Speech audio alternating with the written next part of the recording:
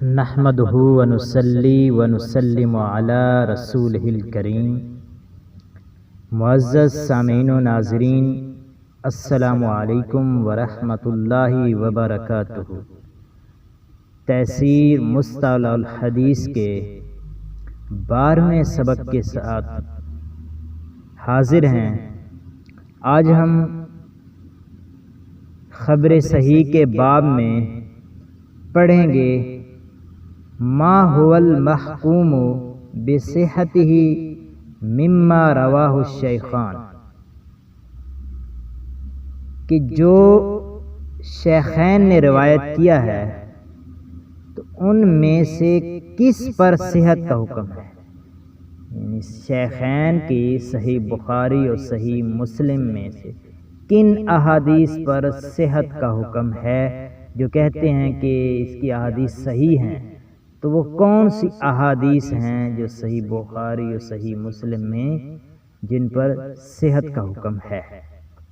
تو اس کا جواب ڈاکٹر طحان لکھتے ہیں، مر بنا ان البخاری و مسلما لم يدخلا فی صحیحیہما الا ما صح، کہ جیسا کہ پہلے گزر چکا ہے، امام بخاری و مسلم رحمہم اللہ نے اپنی صحیحین میں نہیں داخل کیا مگر جو صحیح تھا، تو یعنی انہوں نے اپنی کتب میں ان صحیحین میں صرف صحیح احادیث ہی داخل کی ہیں۔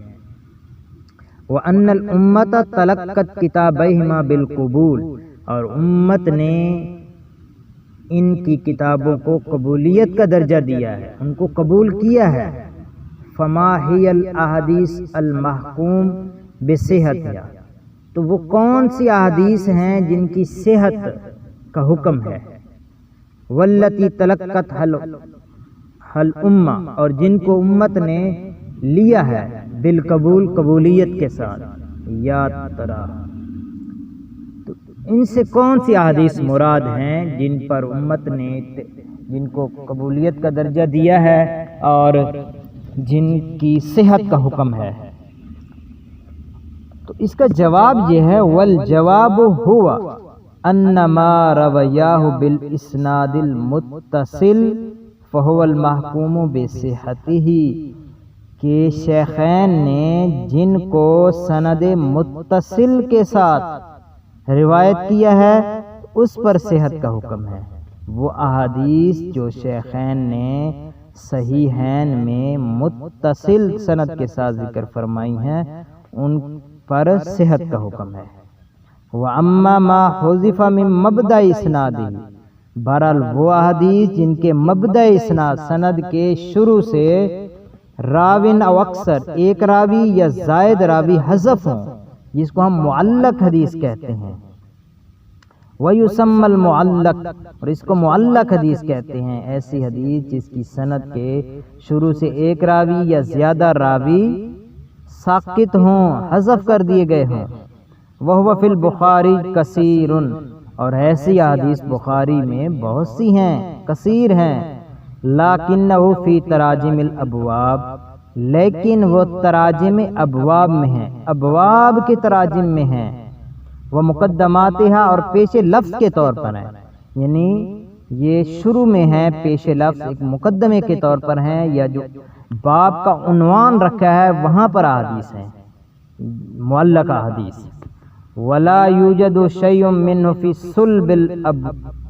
صُلْبِ الْأَبْوَابِ البتہ، صلب ابواب میں، یعنی جو ابواب ہیں جو مقصود ہیں ان کے اندر ایسی احادیث بالکل نہیں ہے، معلق احادیث وہاں نہیں ہے۔ اور امام مسلم فلیس فیہ من ذلک الا حدیث واحد، ان کی صحیح میں معلق کوئی حدیث نہیں ہے مگر ایک ہی، فی باب التیمم، باب تیمم میں ہے، لم یصل فی موضع آخر، کسی اور جگہ پر انہوں نے اس کو متصل ذکر نہیں کیا۔ فحکمہ کما یلی، تو اس کا حکم کیا ہے؟ جو سند متصل کے ساتھ ذکر کی گئی ہیں وہ تو صحیح ہیں، اور جو معلق احادیث ہیں ان کا کیا حکم ہے؟ یہ حکم یہاں پر جو ہم پڑھ رہے ہیں یہ صرف صحیح بخاری اور صحیح مسلم کے حوالے سے ہے کہ صحیح بخاری اور صحیح مسلم میں اگر معلق حدیث ہے اس کا کیا حکم ہے. تو اس کا حکم یہ ہے فما کان منہ بصیغۃ الجزم، تو جو معلق حدیث صیغہ جزم کے ساتھ ہو، یعنی صیغہ جزم جو ہے جو یقین پر دلالت کرتا ہے، جیسے روا، قال، امر، ذکر، فہو حکم بصحت، تو اس کی صحت کا حکم ہے کہ صیغہ جزم کے ساتھ ہے، ان المضاف الیہ، مضاف الیہ سے، یعنی جو حدیث ہے اس حدیث پر کس چیز کا حکم ہے؟ صحت کا حکم ہے. وما لم یکن فی جزم، اور اگر ایسے صیغوں سے روایت کی گئی ہے جن میں جزم نہیں ہے، جزم سے مراد یعنی یقین نہیں ہے، یعنی جیسے ضعیف قول کے ساتھ ہے، جیسے لیکن حدیث پاک کے حوالے سے ہم ایسے نہیں کہیں گے، یعنی ایک ایسا صیغہ ہے جس میں جزم نہیں ہے، جیسے یروا، یذکر، یحکا وغیرہ، رویہ، ذکرہ، فلیس فی حکم بصحت عن المضاف الیہ، تو مضاف الیہ یعنی جس کی طرف یہ نسبت کی گئی ہے تو اس پر کی طرف نسبت کرتے ہوئے صحت کا حکم نہیں ہے. وما ذالک فلیس فی حدیث واہن، معلق حدیث ہونے کے باوجود کہ صحیح بخاری میں معلق حدیث ہیں، لیکن اتنا ضرور ہے کہ یہ حدیث واہی نہیں ہے بلکہ اگر کم از کم ضعیف درجہ کی حدیث ہیں، لادخالہ فی الکتاب المسمى بالصحیح، کہ اس کتاب میں داخل ہونے کی وجہ سے جس کا نام صحیح ہے، اس لیے کوئی حدیث واہی نہیں ہے بلکہ کم از کم ضعیف کے درجہ پر ہے. اب ہم بحث کرتے ہیں مراتب الصحیح، صحیح حدیث کے کیا مراتب ہیں. اگر مختلف صحیح حدیث ہوں تو ان کی کیٹیگریزیشن، ان کی جو ہے درجہ بندی کیسے ہوگی، یعنی مراتب کے لحاظ سے. تو ڈاکٹر صاحب فرماتے ہیں مر بنا ان بعض العلماء ذکروا اصح الاسانید عندهم، جیسا کہ پہلے گزر چکا ہے بعض علماء نے اپنے نزدیک جو اصح الاسانید ہیں وہ ذکر فرمائی ہیں،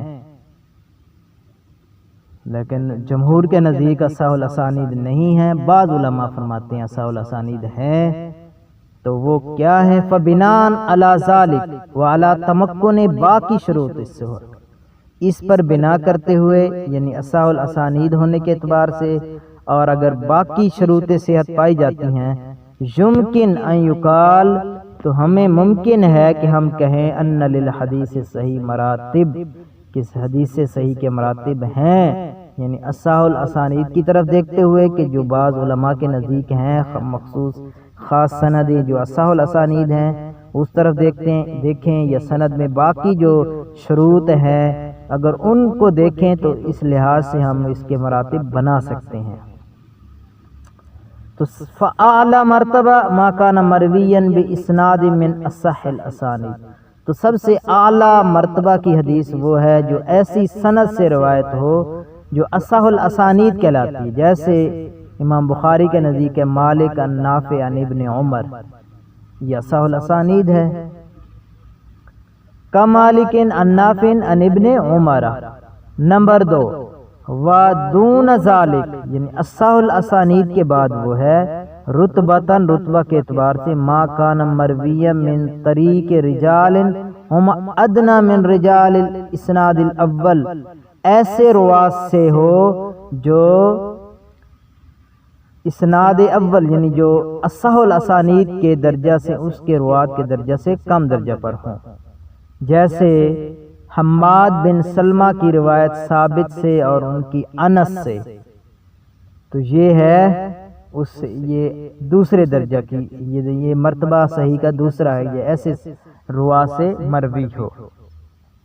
نمبر 3 ہے ودون ذالک رتبتاً، اور اس کے بعد رتبتاً جو اس سے نیچے درجے کی ہے ما کان روایت من تحققت فیہم ادنا ما یصدق علیہ، ما کان من روایت من تحققت فیہم ادنا ما یصدق علیہ، یہ وہ حدیث ہے جو ان لوگوں سے روایت ہو جن کے بارے میں متحقق ہو چکا ہے، جن پر وصف ثقہ یعنی جن پر کم از کم ثقہ کا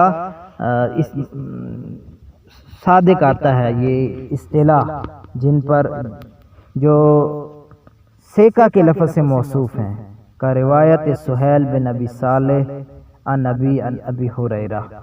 تو سب سے پہلے اصح الاسانید کا مرتبہ ہے، اس کے بعد وہ روات ہیں جو اصح الاسانید والے روات سے ذرا کم درجے کے ہیں، اور پھر تیسرا درجہ وہ ہے کہ جو کم از کم ثقہ کے لقب سے موصوف ہے، ان کی روایت اگر ہے تو وہ اس درجہ مرتبہ پر ہے۔ اس لحاظ سے ہم حدیث صحیح کو جو ہے نا 7 مراتب میں تقسیم کر سکتے ہیں۔ وہ کون سے 7 مراتب ہیں؟ نمبر 1، متفق علیہ البخاری و مسلم، وہ حدیث جس پر امام بخاری و امام مسلم متفق ہوں۔ تو اچھا، ان کے اتفاق سے مراد کیا، یہ ہم آگے بھی پڑھیں گے، یہاں مختصراً بتاتے ہیں کہ جس کو امام بخاری امام مسلم دونوں نے روایت کیا ہو۔ تو وہ حدیث جس کو امام بخاری اور امام مسلم دونوں نے روایت فرمایا ہے وہ متفق علیہ حدیث ہے، تو مراتب صحیح کے لحاظ سے وہ پہلے مرتبہ پر ہے۔ دوسرے مرتبہ پر وہ حدیث ہے من فرد بہ البخاری، جس پر امام بخاری منفرد ہیں، یعنی جس کو صرف امام بخاری نے اپنی کتاب میں درج کیا ہے، روایت فرمایا ہے۔ اس کے بعد من فرد بہ مسلم، جس کے ساتھ امام مسلم منفرد ہیں، جو صرف امام مسلم کے ہاں ہے۔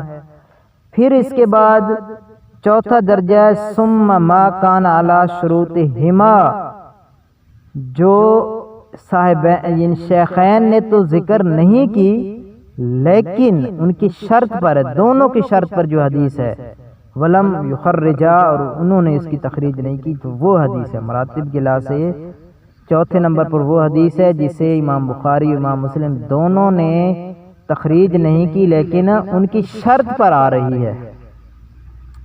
پانچواں درجہ جو وہ ہے کہ جو صرف امام بخاری رحمہ اللہ کی شرط پر ہو اور آپ نے اپنی کتاب میں ذکر نہ کی ہو۔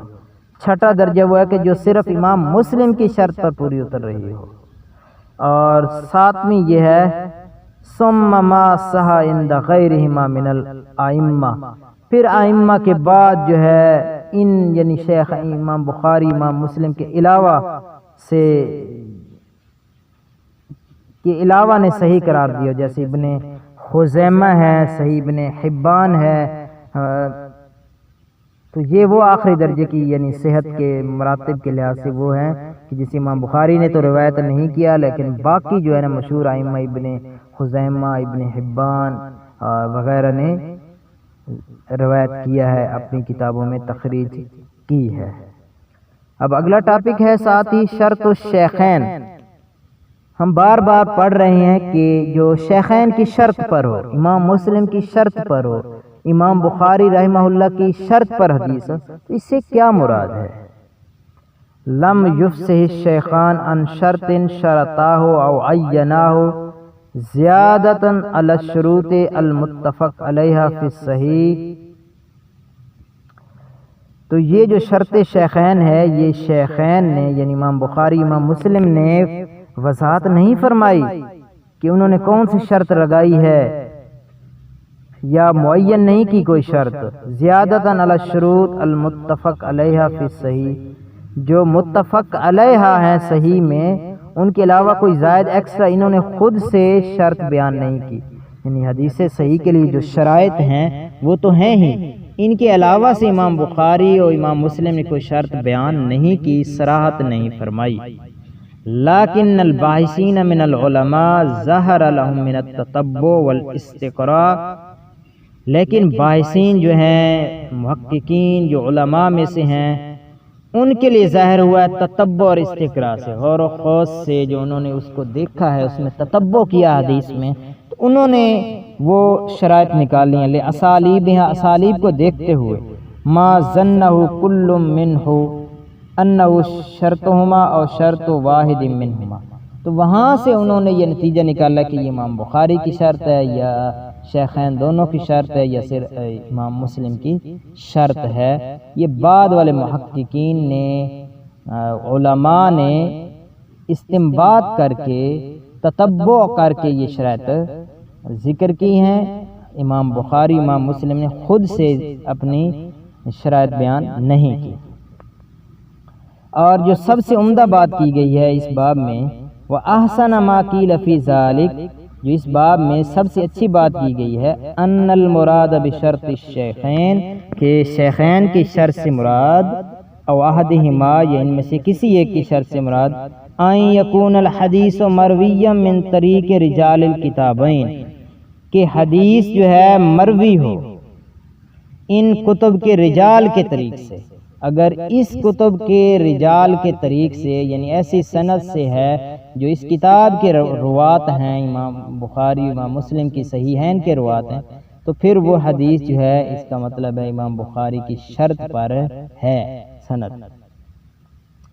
او احدہما مع مراعاۃ الکیفیہ، ہاں ساتھ کیفیت کی رعایت بھی ہو، جس کیا شیخین نے التزام کیا۔ مثال کے طور پر امام بخاری رحمہ اللہ نے التزام کیا کہ ہر اس شیخ سے راوی کی حدیث اس شیخ سے قبول کی ہے جس شیخ کے ساتھ زمانہ بھی پایا ہے اور ملاقات بھی کی ہے، تو اس راوی کی حدیث کو لیتے امام بخاری کا۔ یہ ان کا معیار ہے، یہ ان کا پیمانہ ہے کہ راوی اور مروی عنہ کے درمیان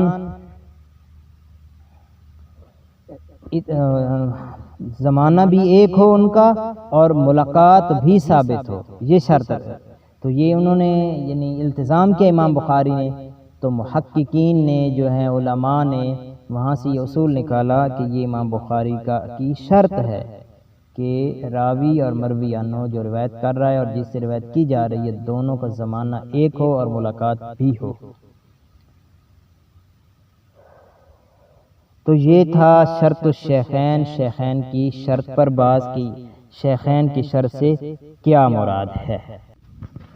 اب یہاں پر ہے کہ معنی قولہم متفق علیہ، کہ محدثین جو قول استعمال کرتے ہیں متفق علیہ، حدیث کو کہتے ہیں متفق علیہ، تو اس سے مراد کیا؟ اذا قال علماء الحدیث عن حدیث، کہ جب علماء حدیث یعنی محدثین کسی حدیث کے بارے میں کہیں متفق علیہ کہ یہ متفق علیہ ہے، فمرادہم، پس ان کی مراد یہ ہے اتفاق الشیخین، شیخین کا اتفاق مراد ہے۔ متفق علیہ سے مراد یہ نہیں ہے کہ پوری امت متفق ہے، بلکہ شیخین کا اتفاق مراد ہے۔ اے اتفاق الشیخین علی صحتہ، کہ اس حدیث کی صحت پر شیخین کا اتفاق ہے۔ لا اتفاق الامہ، امت کا اتفاق مراد نہیں ہے۔ الا ان ابن الصلاح، مگر یہ کہ ابن الصلاح جو ہیں قال، وہ فرماتے ہیں لیکن اتفاق الائمہ امہ، لیکن اتفاق الامہ علیہ لازمن، لیکن اسے اتفاق امت لازم ہے۔ جو امام بخاری امام مسلم جس پر متفق ہیں، جس پر ان کا اتفاق ہے، تو کہتے ہیں فرماتے ہیں کہ امت کا اتفاق بھی لازم ہے۔ کیوں لازم ہے؟ من ذالک، اس سے، وحاصل معہ، اس کے ساتھ حاصل ہے، لاتفاق الامت، کیونکہ امت کا اس بات پر بھی اتفاق ہے، علی تلقی متفق علیہ بالقبول، کہ جس پر امام بخاری اور امام مسلم متفق ہو جائیں تو اس کو قبولیت کا درجہ دیتے ہیں محدثین۔ تو اس لیے جب امت ان دونوں کی حدیث کو قبول کرتی ہے تو پھر وہ امت کے ہاں بھی متفق علیہ ہیں۔ اس سے مراد یہ ہے کہ امت بھی ان پر متفق ہے۔ آخری بات جو ہے خبر صحیح کے بارے میں ہے۔ ایک سوال ہے، حل یشترط فی الصحیح ان یکون عزیزا، کیا یہ خبر صحیح میں شرط ہے کہ وہ عزیز ہو؟ جیسا کہ ہم پیچھے پڑھ سکتے ہیں، خبر عزیز وہ ہے جس کے ہر طبقہ میں روایت کرنے والے کم از کم 2 راوی ہوں۔ صحابہ کرام کے طبقہ میں اور تابعین، تبع تابعین، تمام طبقات میں 2 راوی روایت کر رہے ہوں کم از کم، تو وہ خبر عزیز ہے۔ تو فرماتے ہیں کچھ علماء کہ یہ عزیز یعنی یہ اختلاف ہے کہ کچھ کے نزدیک ہے کہ خبر عزیز ہونا شرط ہے اور کچھ کے نزدیک نہیں ہے۔ تو ہم یہاں پڑھتے ہیں، کیا فرماتے ہیں؟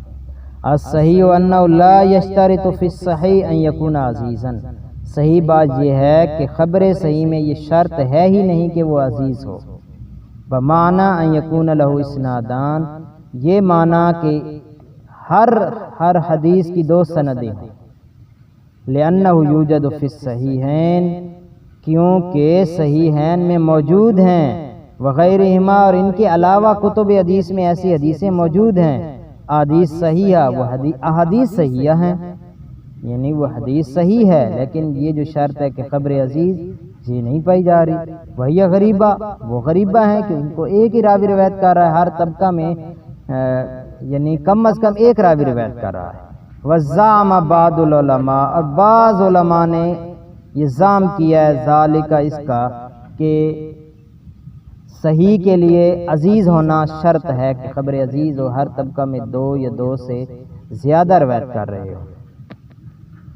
تو وہ کون سے علماء ہیں جو خبر صحیح کے لیے خبر عزیز ہونا ضروری کیا قرار دیتے ہیں، ان کے نزدیک یہ شرط ہے؟ وہ ابو علی الجبائی المعتزلی ہیں اور امام حاکم ہیں۔ تو یہ ان کا قول جو ہے یہ امت کے اتفاق کے خلاف ہے، کہ جس پر امت متفق ہو چکی ہے ان کے خلاف ہے۔ امت تو اس بات پر متفق ہے کہ خبر صحیح کے لیے عزیز ہونا شرط نہیں ہے۔ تو یہ ہماری ابحاث تھیں خبر صحیح کے بارے میں، آج ہم نے اس کو مکمل کیا ہے۔ اللہ تعالیٰ سے دعا ہے ہمیں آئندہ بھی اس طرح دروس پیش کرنے، ان کو سمجھنے اور حدیث کی فہم عطا فرمائے۔ والسلام علیکم ورحمۃ اللہ وبرکاتہ۔